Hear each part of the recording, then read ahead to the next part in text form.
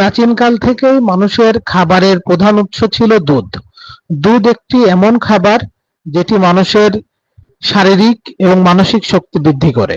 বন্ধুরা, আজকে শোনাবো কিভাবে প্রাচীনকাল থেকে তরল দুধকে সংরক্ষণ করা যেত। বন্ধুরা, স্বাগত জানাচ্ছি hello Bangladesh Raju YouTube channel থেকে। আজ আপনাদের শোনাবো কিভাবে প্রাচীন যুগে মানুষ দুধ সংরক্ষণ করত।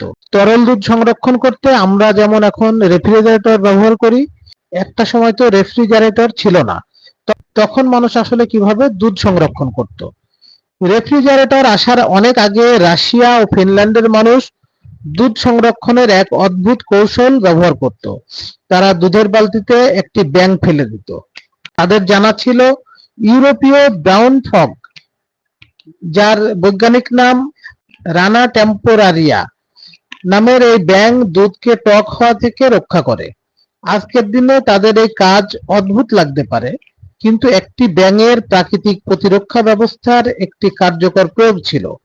পরবর্তীতে বিজ্ঞানী অ্যালবার্ট লেবেদেভ আবিষ্কার করেন যে এই ব্যাঙের ত্বক অ্যান্টিমাইক্রোবিয়াল যৌগ নিঃসরণ করে, যা ব্যাকটেরিয়ার বৃদ্ধি প্রতিরোধ করে এবং দুধ নষ্ট হওয়া ঠেকায়। তরল দুধকে দীর্ঘ সময় ধরে ভালো রাখতে তারা একটি দুধের পাত্রের মধ্যে একটি ব্যাঙ ছেড়ে দিয়ে রাখত, যেন দুধ নষ্ট না হয়।